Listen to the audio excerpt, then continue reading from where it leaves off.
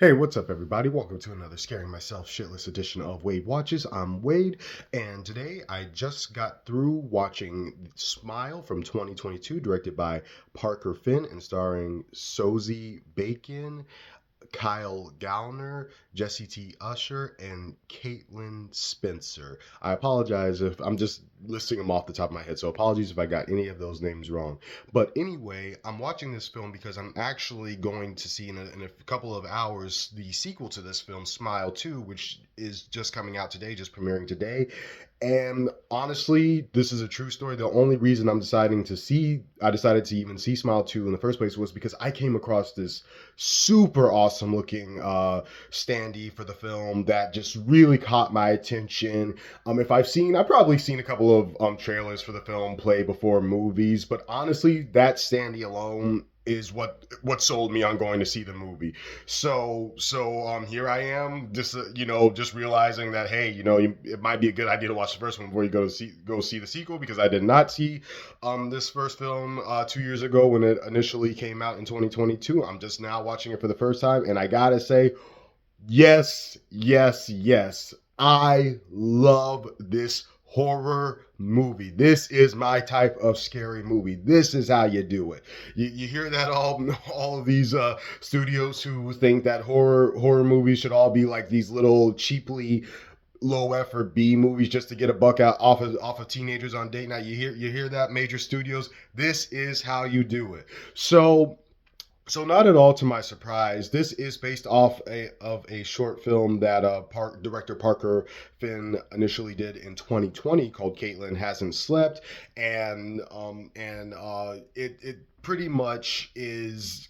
I could tell. I mean, I don't know everything. I did do like a whole bunch of research going into this, but it definitely feels like a labor of love. Like he really expanded on what he did in that initial short film and bought his create and made a feature length version of his creation, because I can feel the passion with this one.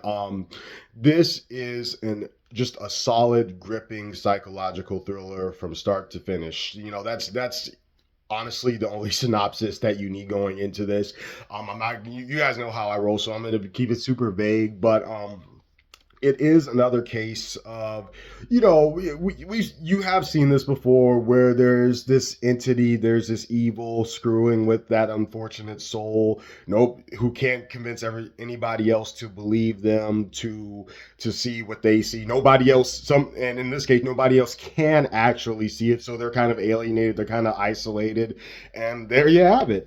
And it's just from the opening logos, this movie grips you, makes you feel like you're trapped with this character, and really never lets you go, not even till the very end of the movie. It kept me guessing, it kept me going like, wait, was that real? Oh wait, no, it wasn't. Oh shit, but this is real, right? Like over and over again. And that's exactly what a good psychological horror movie is supposed to do. It's funny that at the time I skipped it because it's like, okay, people just smiling creepily. I mean, that. Don't get me wrong, that's unsettling, but that alone doesn't make for a good movie. And I thought that's what they were trying to do at the time. I didn't really hear a lot of hype or buzz about this film, but never judge a book by by its cover, because it's much more than that. And I'll be damned if they didn't make that actually pretty fucking effective and pretty unsettling when it was on screen. There was one and it did play out like a jump scare. There was one in particular that almost gave me a fucking heart attack, and it was honestly just the image, not so much like boo gotcha, but even like how it looks. So they do make it creepy. So you get never judge a book by its cover. So it already has the creepy smiling going for it, but Smile is not just like leaning on that one concept. It's like, ooh, creepy smiling people coming to get you. It's much more than that. It's a solid slow burn of a psychological thriller that sets up a mythology that actually makes sense, that you can actually understand and follow, and actually commands your attention to make sure, like actually demands that you pay attention to make sure that you're following along, because it is a very intriguing mythology. So wrapping it up, I'm going to give Smile Smile. You know what? Screw it. I'm going to give it a perfect 10 out of 10. I had a blast watching this, and I cannot wait to see Smile 2 in a couple of hours, actually. Like, now I'm fully invested. Because at first I wasn't sure. I wasn't even planning on watching the first one, to be honest with you. I was just like, this poster looks cool. I want to see this horror movie. But now that I've seen the first one and I love it this much, it's like one of the best horror movies I've ever seen in my life, period. Yes, I said that. I definitely can't wait to see where the sequel goes. So perfect 10 out of 10 for Smile. This has been another Scaring Myself shitless edition of Wade Watches. This did actually scare me shitless in a lot of scenes. Can't forget to mention that. It really did. If you haven't seen the first Smile already, go out and see it.